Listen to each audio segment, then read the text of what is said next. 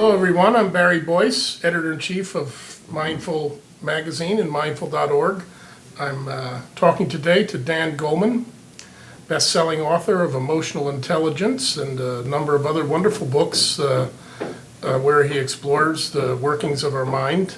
And he has just put out another book that I think will be groundbreaking called Focus, and we've excerpted it in the upcoming issue of Mindful Magazine, the December issue, which will reach readers in late October.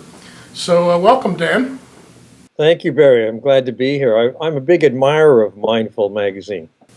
Well, thank you very much. We're creating a little bit of buzz out there for the notion that everybody can participate in mindfulness, so it's pretty exciting.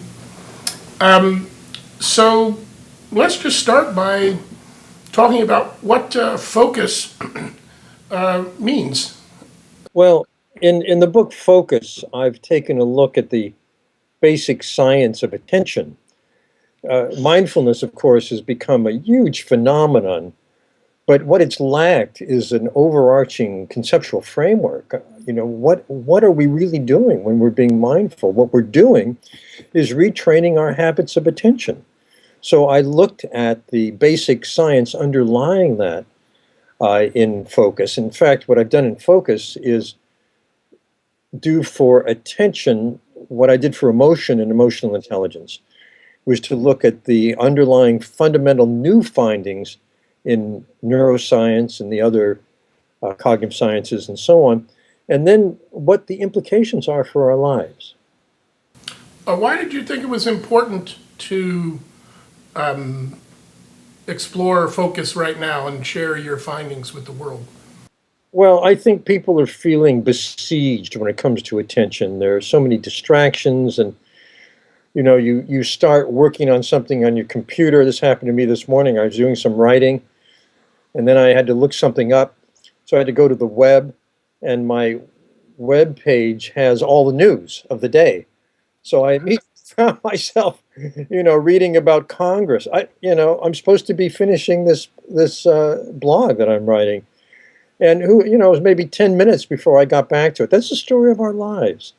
We're constantly distracted when we try to do something. The very technology the devices that we depend on to get our work done have built-in seductions for attention.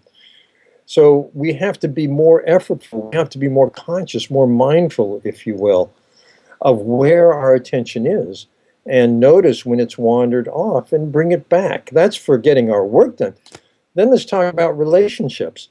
The way in which technological devices get in the way of old-fashioned face-to-face interaction is just amazing these days. I saw a toddler in her mom's arms, and the toddler is trying to get the mom to pay attention to her, of course, and the mom is texting on her iPhone, or couples out for romantic dinner, both of them staring, at a tablet or a phone and not at each other.